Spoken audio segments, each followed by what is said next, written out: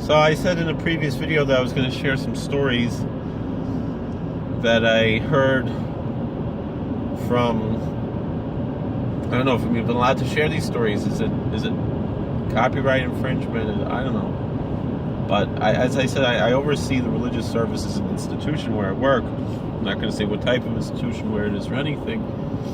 And one of the groups that we have there is Native American, so we hired a Native American chaplain, ironically on the same day that the Cherokees divested themselves of Elizabeth Warren, and hopefully the Massachusettsans will also.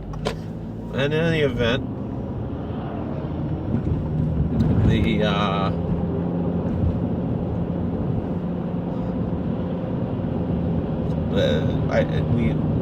on Monday, what's today? Today's Wednesday already. All right. So on Monday we started our new chief, started working in the institution, and I have a flat tire. Anyway, so he shared some stories, and then some of the other members of the groups shared their stories. So he told us two stories that he saw with his own eyes. He said that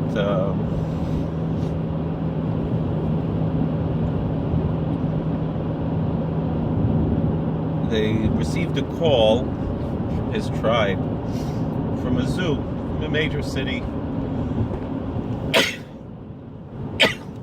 Not going to mention where the zoo was because it might, connect me back to where I work, and that's private information.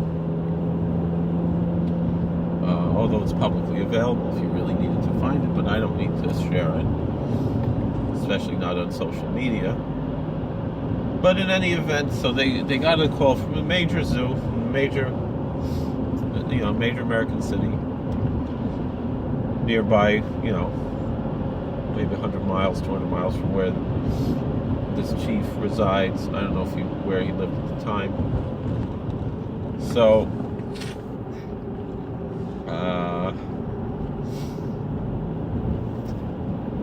he said they had a buffalo there, a big bull buffalo, who was old and sick and needed to be put down.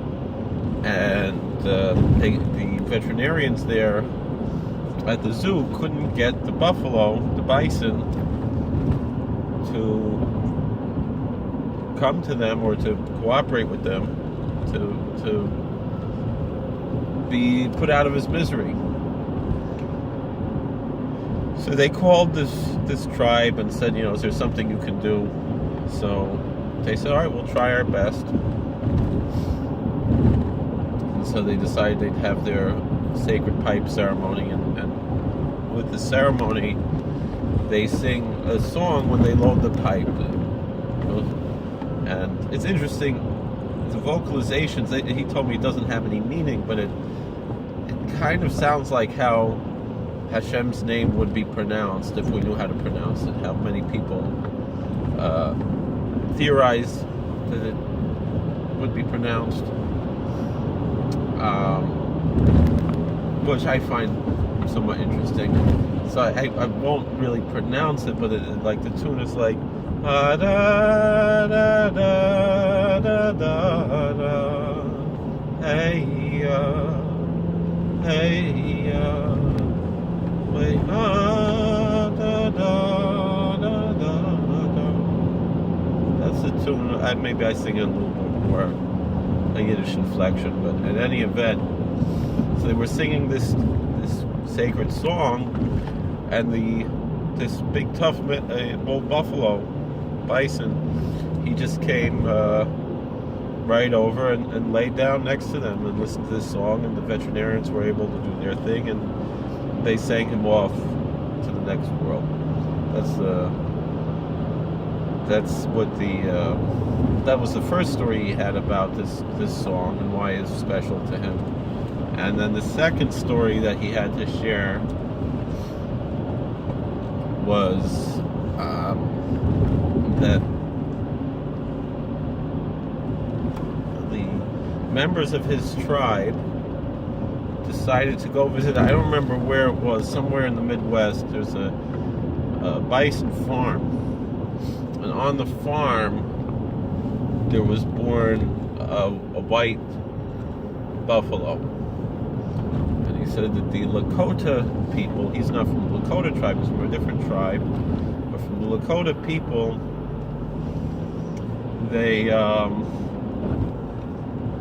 they received their traditions, they said, from a white buffalo woman. And the story he tells is that the Lakota people tell is that two of their warriors were out in the woods and they saw this beautiful white buffalo woman. One of them had improper thoughts about her and she turned him into dust. And then the other one realized that this was a sacred woman, so he told the tribe, and they all went to meet her, and she revealed to them their traditions of how they are supposed to do their ceremonies, and also gave them the instructions on how to make their sacred pipe for their ceremonies. And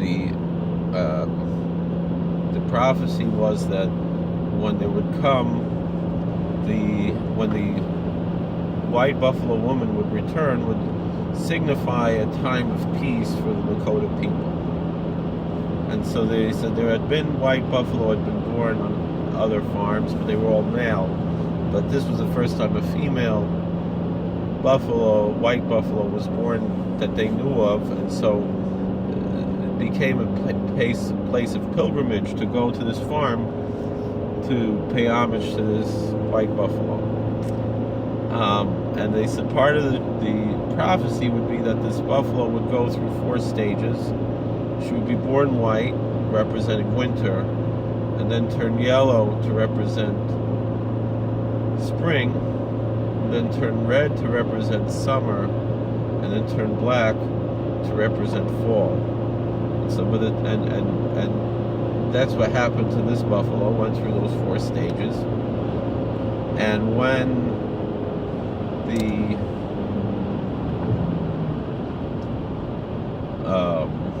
when this tribe went to visit her, they said even though they were not from Lakota, they said that all people were supposed to come pay homage and visit this white buffalo. But you don't have to be from any.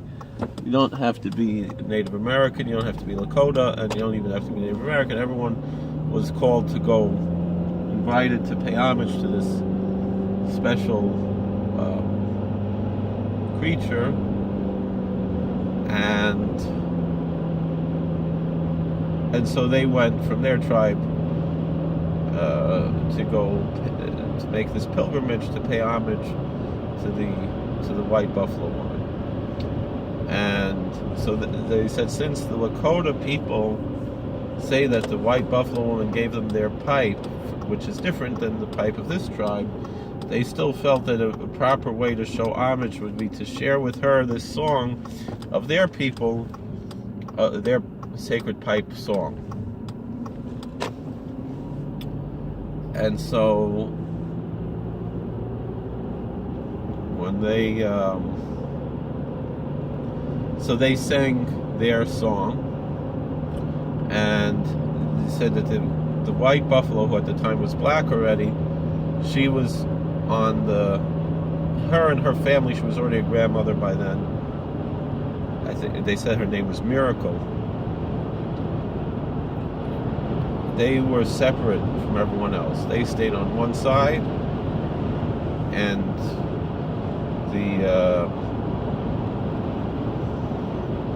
and all the other buffalo were on another side of the farm. They were separate.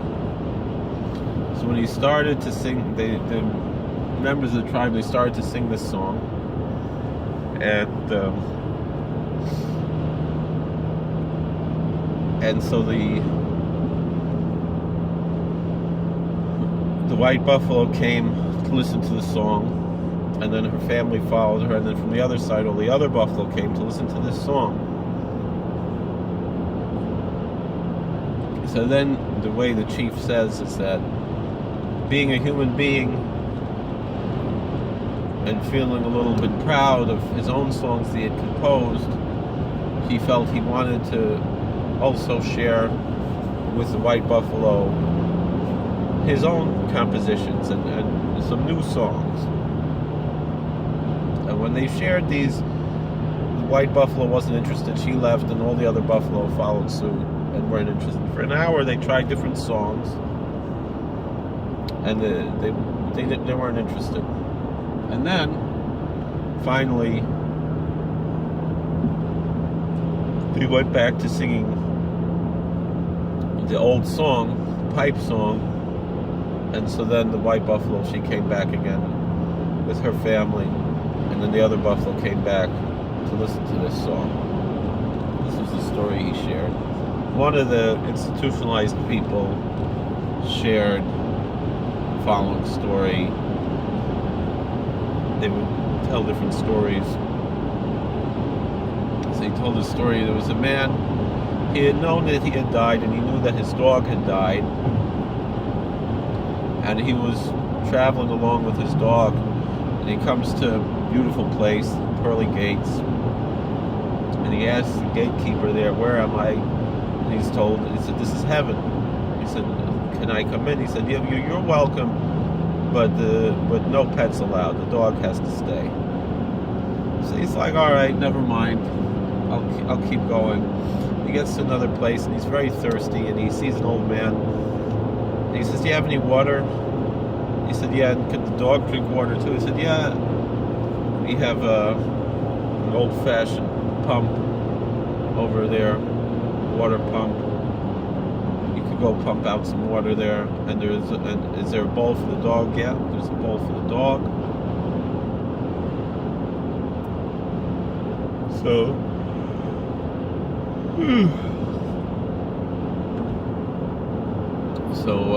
he said, "Where am I?" He said, "Well, this is heaven." He said, "Well, down the road, I saw a place with the pearly gates, and they told me that's heaven." He said, No, that's hell." And they said, "Well, why don't you sue them for copyright infringement? Here they're taking your name. You don't mind that they use your name?" He said, No. I quite prefer it because by doing that, they're weeding out the people who would abandon their best friend." It's a cute story, I don't know. I enjoyed that story. Then, so thinking of this, I want to share a story that we tell in our synagogue.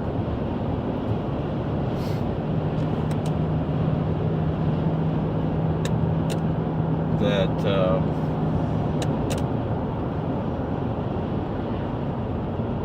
there was one of our friends, probably one of the biggest pilgrimages in the Jewish world is to Uman for Rosh Hashanah. I made the pilgrimage once myself, and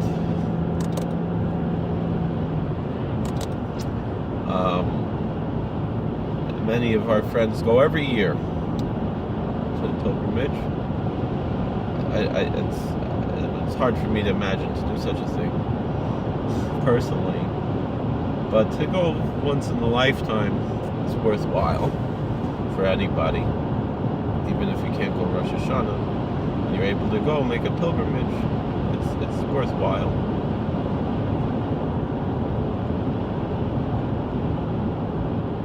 So, this friend of ours tells a story that he was there in Uman, and he's sitting. It was a 3-day Yontiv. Yontiv went into Shabbos, and he met someone. And they talk. Who are you? Where are you from? So this one Yid, he said, "Well, I'm from Alaska." He said, "You're from Alaska? You must have a story. You got to tell me."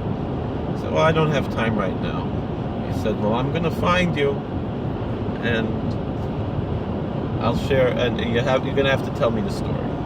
So next day or two, he found this Ingerman again, and he asked me, "You must tell me your story." So he said, "Well, he was in law school in California, and he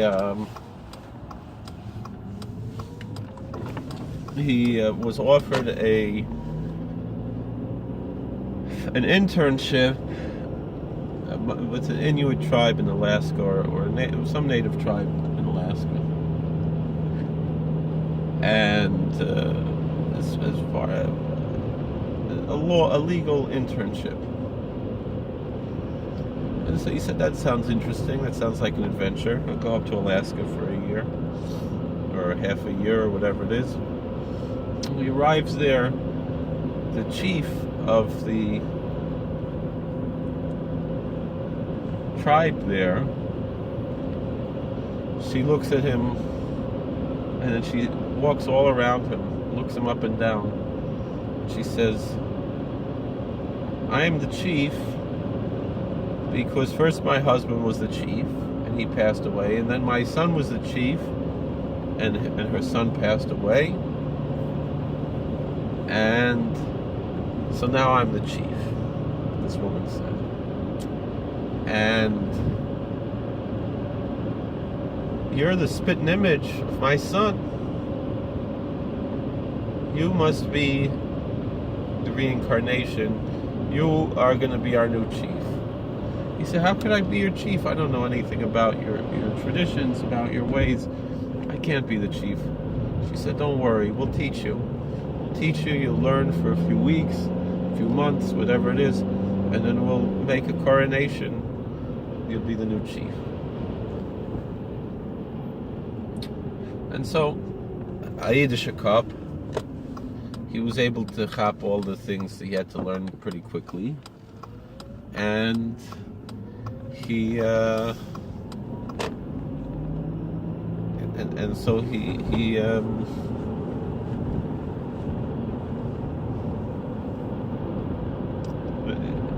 so the day was set. He should be coronated to be the new chief. And the day came and nothing happened. And so he went back to the woman, the chief, and said, "What happened to the coronation?" She said, "Well, I know we went through all of this preparation, but my grandmother came to me in a dream, or my grandfather came to me in a dream, and said, 'This man cannot be your chief, cannot be the chief of your tribe, because he belongs to a different tribe. So, what tribe do you belong to?' He's like, 'What are you talking about? What tribe do I belong to?' He said, 'You got to ask your uncles, your family, what tribe do you belong to?' So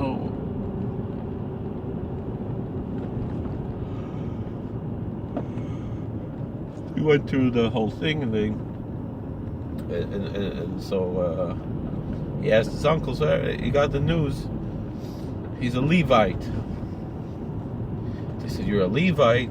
That's just what we're looking for. We need you to bless us, bless our cattle, our flocks, and everything.' He said, 'Okay, bless you.' He said, No. You're a Levite, you have to say it in Hebrew.' He said, 'Well, I don't know Hebrew.' He said, so you got to go learn. And so he learned Hebrew. And then they gathered all the tribe together, and he raised up his hands, Yivarechecha, and the tribe's like, "Oh, this is what they were waiting for. Yivarechecha Hashem Yishmerecha." This is what they were waiting for. To have Birkas Kehanim from a Levi. So he started to get more interested in Yiddishkeit. He started putting on tefillin. It became totally from this Maisa. And he got married. It's a Yiddish Tochter. They found a shul nearby, a Chabad, something like this. and so then geworden, and they were married for a few years, and they weren't having children.